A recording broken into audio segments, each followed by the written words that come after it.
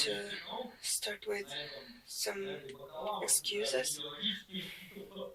Last week we had a person with PhD, and today we have just a regular person at the stage. Okay, I'll try to speak smart so that you will have slow fading in.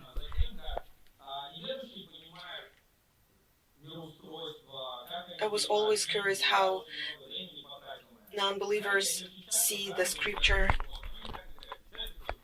and I realized that usually they say that human being is an animal, and actually they believe in that and say that because some part of the science learns animals so that we can understand human beings. And they compare us, saying like, here we act like this and we are very animal, or oh, this part is not similar, so probably we need to change this and that. So for me, as for a Christian, it was very difficult to accept it. And I see that human society is evolving. Animals live by instincts. So what the nature has put in them, like just regular things, so they usually live on the same pace, but definitely they are changing a little bit because, for example, bears didn't have cities around them. Now they have, so they have to kind of adjust to it. So how does the bear live? So some morning he or she wakes up and then goes and sees that there is shashlik nearby and goes there and scares tourists and eats that shashlik.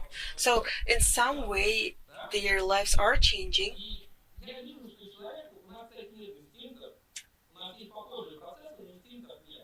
And we people do not have instincts. We have similar processes, but they are not as equal as theirs instincts. We have freedom of choice. We use our intellect when making decisions.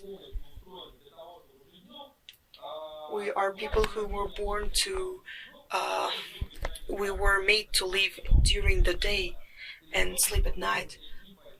But sometimes you wake up and see how bad the weather is or something, and you just say, oh, the weather is not nice, so you should take a day off and stay at home. So I really love seeing things that change our lives. So once I was in one of the palaces in St. Petersburg, they had they numbered the seats, but how much it simplified the life. So you just know where to go. You don't have to argue with people saying this is your seat or not. So you just explain your seat, and this is just so pleasant. Second thing I would pay your attention to is in Christian summer camps, there is this kind of rule: when you want to enter the cafeteria, you have to say the one verse from scripture. It's kind of your code, so you can enter.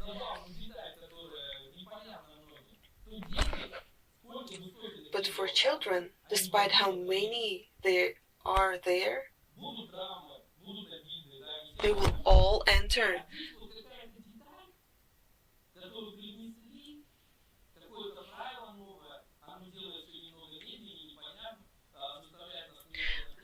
Yes, in just non-Christian camps, this sort of when kids want to enter the cafeteria, they just enter there. But in Christian camps, they have to cite the verse and then they can enter. It sounds strange. Why do they have to do that? It slows down the pace of the crowd, but still, it somehow affects children, and this rule adds something to children's lives.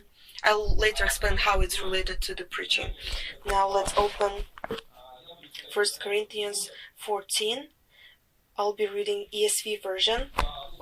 Pursue love and earnestly desire the spiritual gifts, especially that you may prophecy.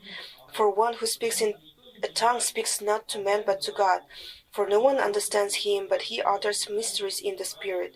On the other hand, the one who prophesies speaks to people for their upbuilding and encouragement and consolation. The one who speaks in the tongue builds up himself, but the one who prophesies builds up the church. Now I want you all to speak in tongues, but even more to prophecy. The one who prophesies is greater than the one who speaks in tongues, unless someone interprets, so that the church may be built up.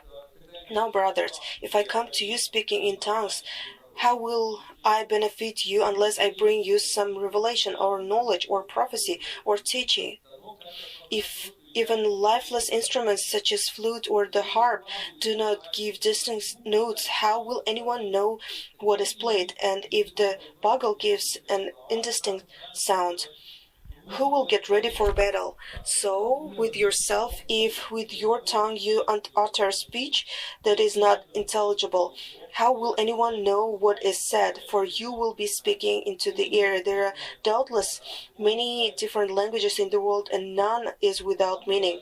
But if I do not know the meaning of the language, I will be a foreigner to the speaker, and the speaker a foreigner to me.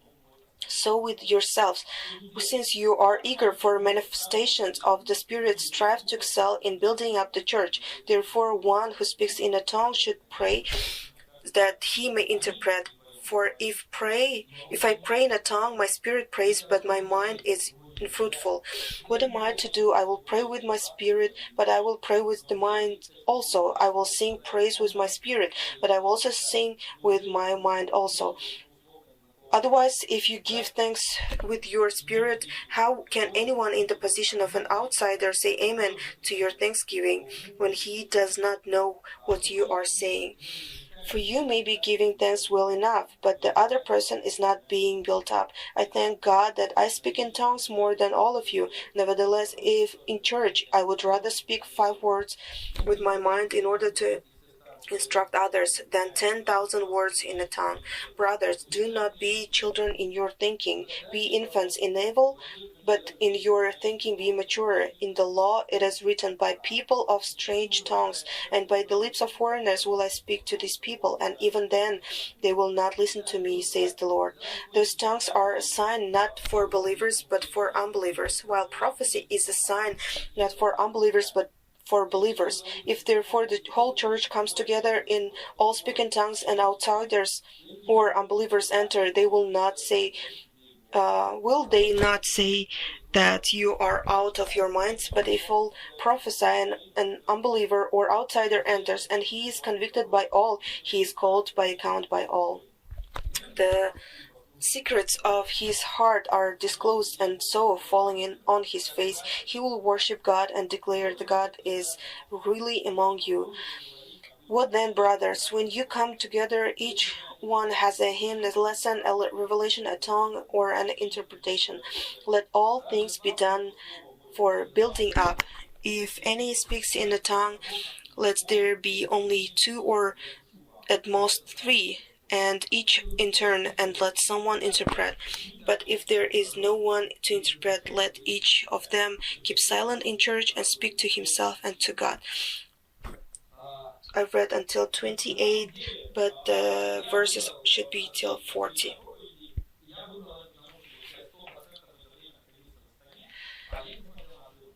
So I chose this turn to preach because I was in Astana, but I didn't look at the scripture because it's really difficult part.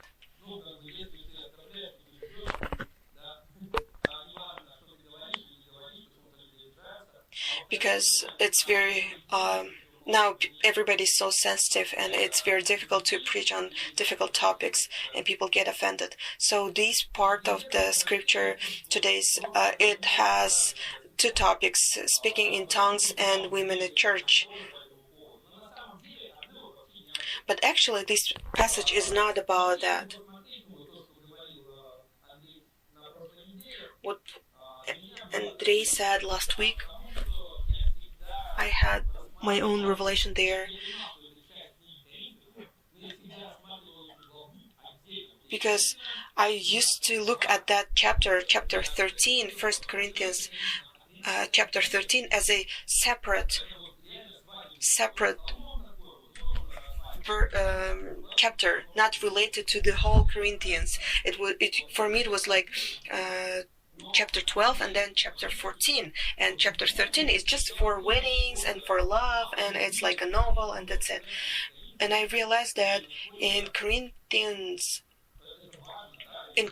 church there was so small understanding of love, and it was not about weddings.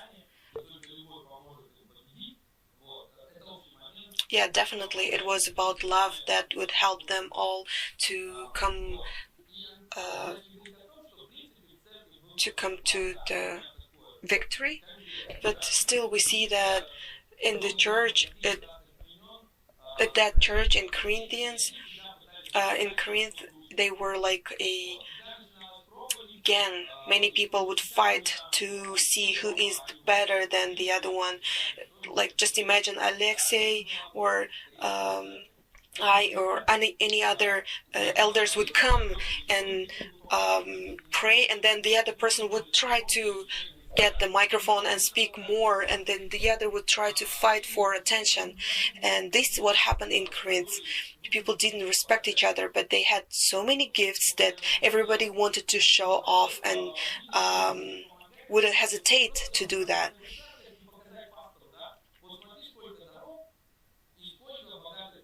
So we could look at the church and say, look, how many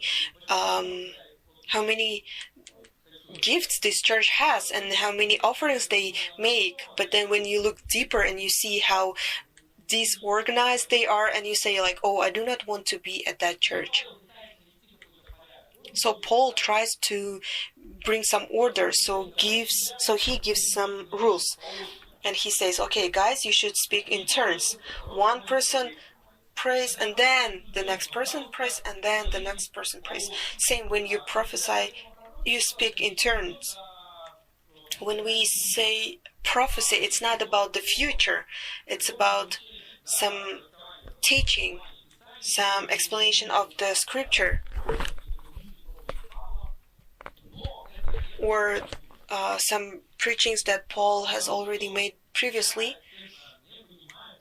So I do not really understand how explaining the future can edify the church, because it doesn't teach anything. So if there were so many real prophets, then they would know how bad description they will be having from Paul and what their names will be famous for in Bible.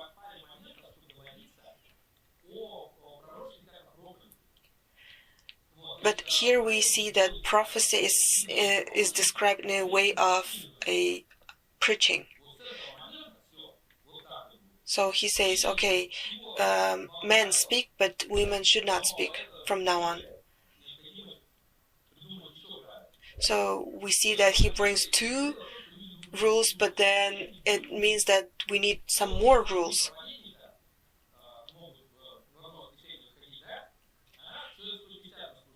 If, for example, we have 150 people here and many people want to speak, therefore we need to make a schedule. Who will be starting the meeting, and then who will preach, and then who will pray. So people had to come to some more additional rules to regulate how people come to the stage. It was both for people who prophesy or for those who speak in tongues. I don't know about the part with women. Maybe Paul just thought that, oh, he cannot deal with all that thing, so therefore you men should be paying attention. You will be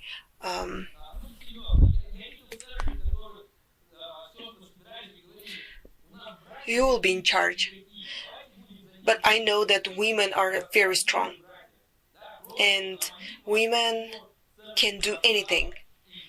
I saw many times when women in church would pray and say, like, we don't have men leaders. Now let's pray that we have men leaders. And then God listens to their strong prayers and brings men for leadership. So probably Paul just thought, okay, I do not think that I can win that situation, so it's better for me to choose one person, a man, and you just talk to man. That's it. So Paul, in that situation, he brought rules to the church, and we know that Christians do not really love rules because we always think about Pharisees when we talk about rules. Because those people, they misused the law and they left only law without any grace. But now we have grace and we live as we want to. And now modern Christianity believes that we don't need any rules.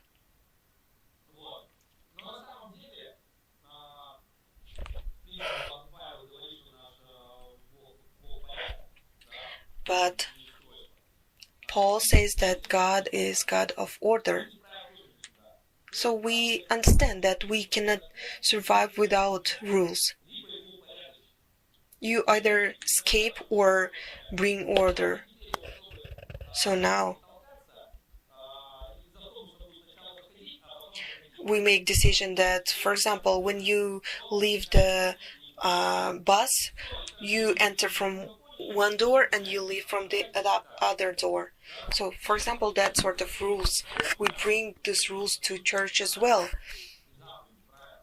Now, they are not commandments, they are just rules at the church. So there is an order. First we start with prayer and then worship and then prayer and then preaching, and this is how we decided to go with the worship. And those rules are being checked every day to show that they are relevant. If you want some sort of confirmation from Bible to see that there were rules in Bible, remember those 5,000 people, there was just a piece of fish and piece of bread, and you had to give food to all these 5,000 people. Think about that situation.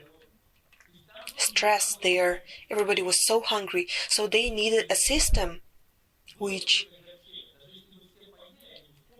because without that system everybody would be very sad.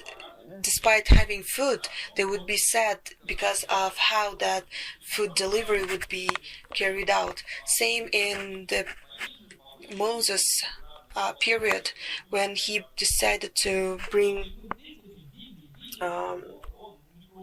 body of officials who would take responsibility for certain tasks. But we now, modern Christians, we kind of fight against rules. Definitely we fight against rules that make us uncomfortable. But truth is that when we are very comfortable when sinning, and therefore we try to fight for our right for sin. We fight for a right to sin. Modern society says that I am the most important, and the whole world is just is wrong, and they do not. I should not listen to them. They should change for me. And we brought this idea to church as well.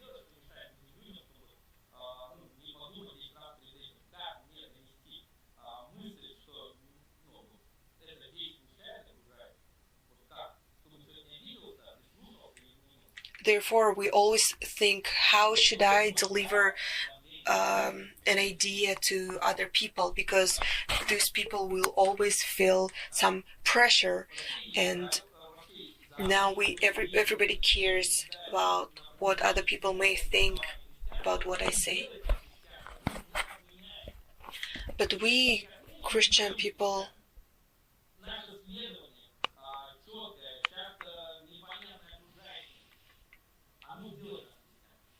But our Christian life is within some rules, and it makes us Christian.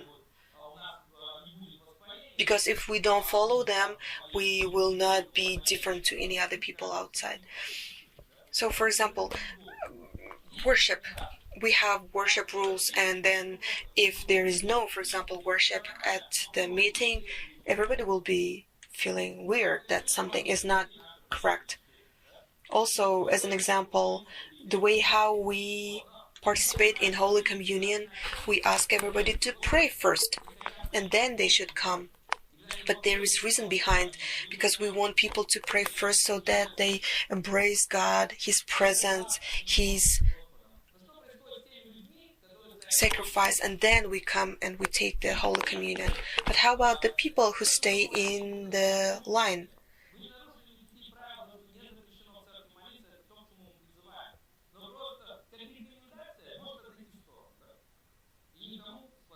So for people who stay in line after, so it was about the moment when people take Holy Communion and make the line longer because they stay and pray there right at the Holy Communion. So you may kind of cause some confusion to people or inconvenience. Therefore, if you're staying in line, do not worry, just take this moment to pray a little bit more. Rules should help and edify. But when we put rules above all things,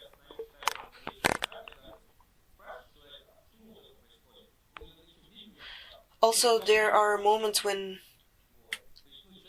people bring some things in the life, although they are not from the scripture, and you ask them where to take this rule from, and they say that it's in the scripture, but it's not.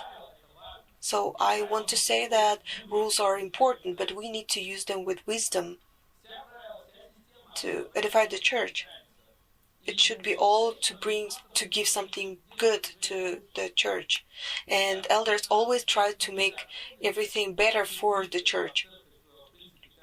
So we have almost 300 people coming to the church every week, and majority of you are from different churches. So when you come here, you bring stuff that you like, and you would like to see that things at the church. So you come to elders, you say, oh, your worship is great, or your church is great, but you need to add this and that. And imagine that if we take every recommendation, every suggestion, and 300 of them, just imagine how our church will go. Therefore, we have to filter and see what is necessary and what is not. So you go home with joy and not being tired. And this system is for good, and we have to use it with wisdom. Now, 2 difficult moments. Tongues and women, sisters. It's not always a difficult moment, just in this scripture, in this passage. What was the problem there? Everything was fine, but they had some problems, mistakes. For example, people misused gifts, or people misused their authority and rules.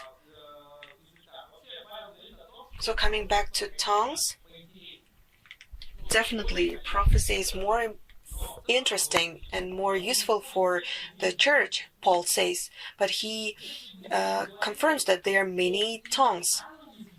But if we say that if we talk about foreign languages, then definitely we need a person to interpret. For example, people from Nigeria, they talk to each other and they pray and they understand each other. And then people from Russia, for example, stay together and pray and they understand each other. So if we talk about foreign language, then it wouldn't be a problem because with understanding, because we could interpret. And the most spiritual people would be interpreters, translators, because they know several languages. And Paul here praises knowledge of different languages. So for some pastors, it's important to know several languages, for example, just to look smarter or more spiritual. But here, it's not about foreign language. So, first of all, I myself do not speak in tongues, but I know many people who objectively are smarter and wiser than me, and they speak in tongues. And they are example for me. At the same time, I know a lot of believers just like me who do not speak in tongues, but they are also great examples for me, and God works in their lives.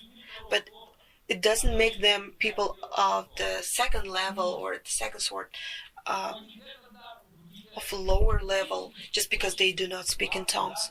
So speaking in tongues is a great gift. I would love everybody to speak in tongues, says Paul. But it doesn't mean that if you do not speak in tongues, you should leave the church.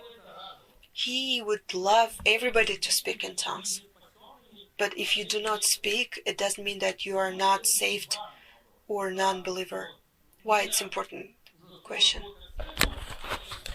My son is turning 1 soon, so it is a huge thing for me. His birthday was kind of very messy in my mind because so many things didn't go as I wanted. So I was in a hospital. I was talking to by phone, and at the moment my son was born, so it didn't go as I wanted.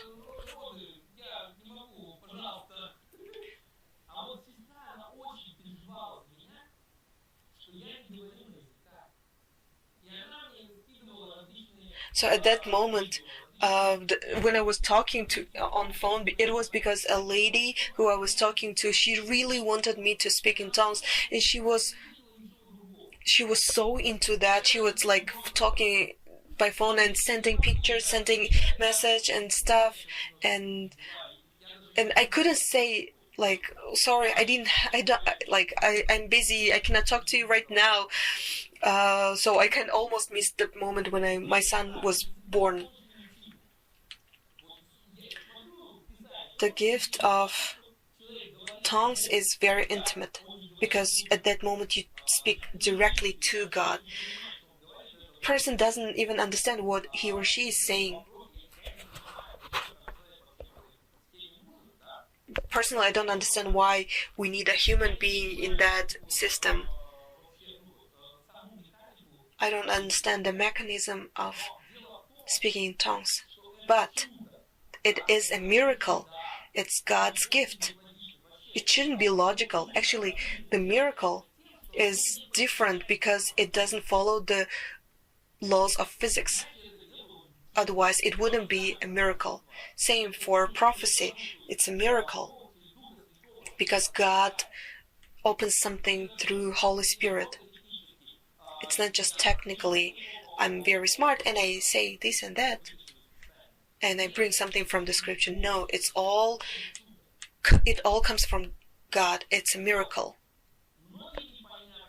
And for many people, the gift of speaking tongues is difficult to understand.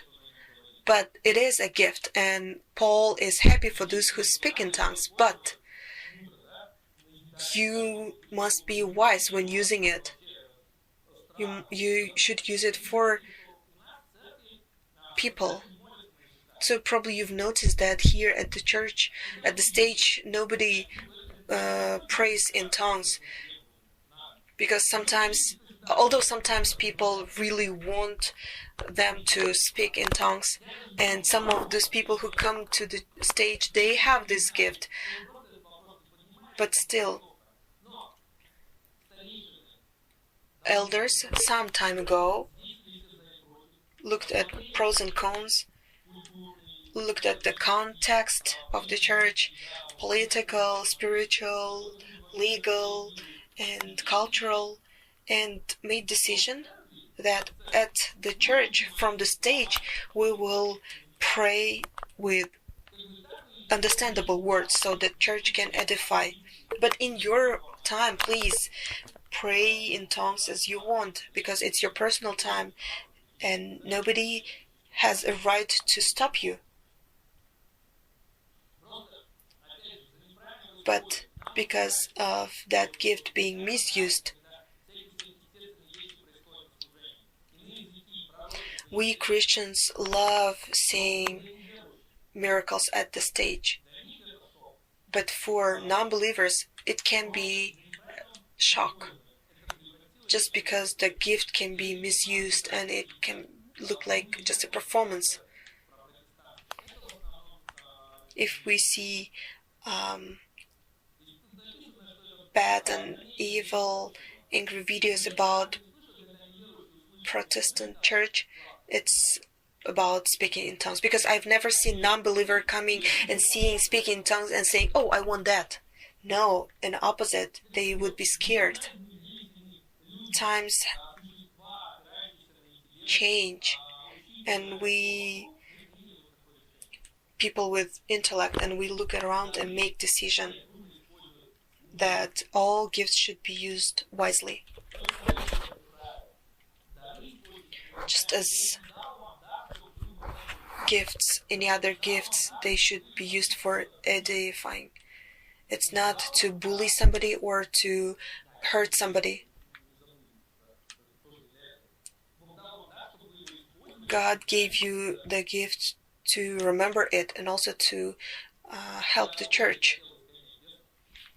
I would love to cast out demons, like making woof and they will be cast out, like probably just as a regular man trying to be strong and people that everybody would be afraid of me. But now I realize that no, I don't really want it.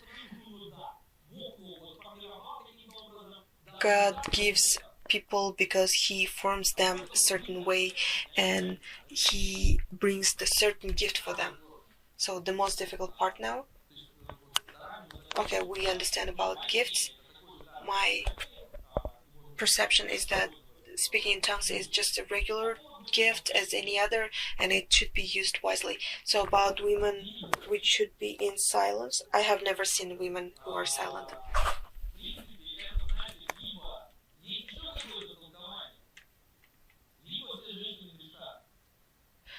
So it's either one of two. There is another explanation, or that all women sin.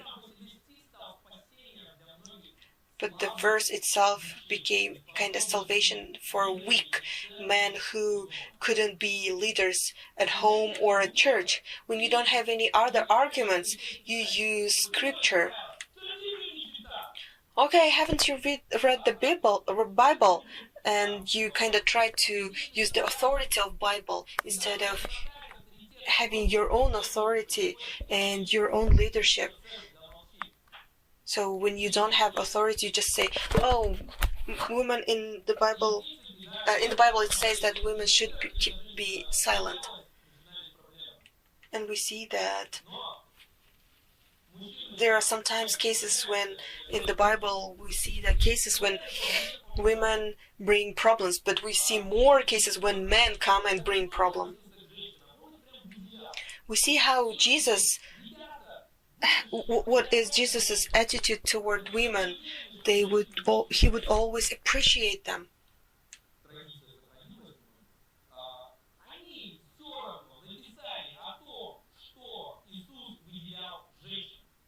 Despite the cultural context, people who wrote the scripture, they still mentioned that Jesus loved women and appreciated them. So the situation of Maria and Martha, what's the difference? What was the conflict there?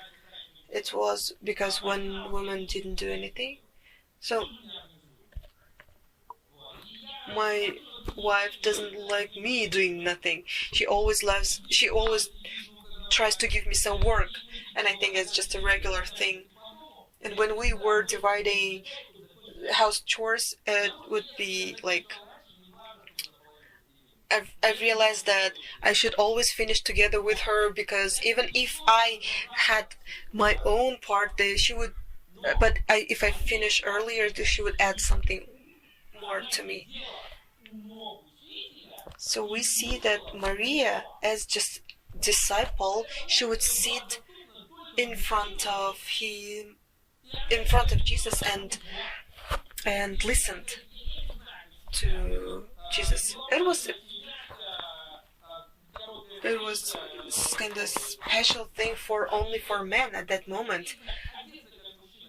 So she acted like a man there at that moment when she was sitting there and just listening. So she acted like a man. And that honor wasn't possible, wasn't given for women at that moment. But Jesus said, don't worry, sit and listen. Also, why Jesus came to women when he resurrected, there are many reasons why, but also there are many explanations why. But we see that in this scripture, today's passage, where Paul says that women should be silent, but in other scriptures we see that in opposite, they are given leadership positions. Somebody can say that these two passages may contradict each other, but I don't agree with that, because I believe that if women does something for the order, for blessing, then she should keep silent. But if women does something good for church, then it's great. But if she does something wrong, then she should keep silent. But it's not only for her, but men too. Men should keep silent too.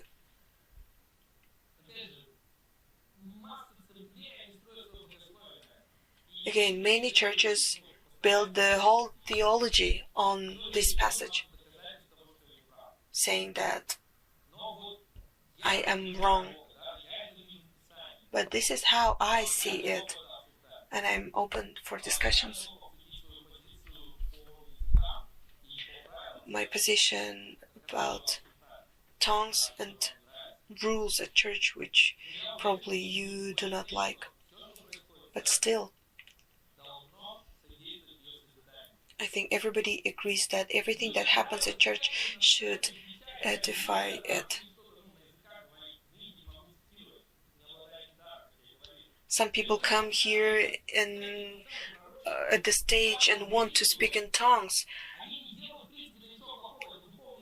And we see in Bible that Paul stops them, although they are not doing anything bad, but he says that everything should be in order. I don't know when their meeting would finish, but they would probably leave like full of knowledge and blessings and so tired. But our God is God of order, and he expects us to use all the gifts wisely. This is what I wanted to share with you. Now let's pray.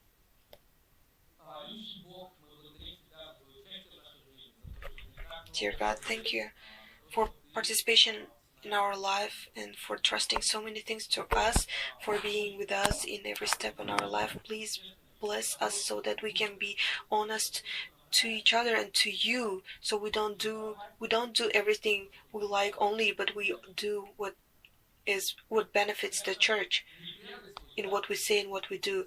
Let us not hide our gifts, but in opposite, to use it for the benefit of the church. In Jesus' name, amen.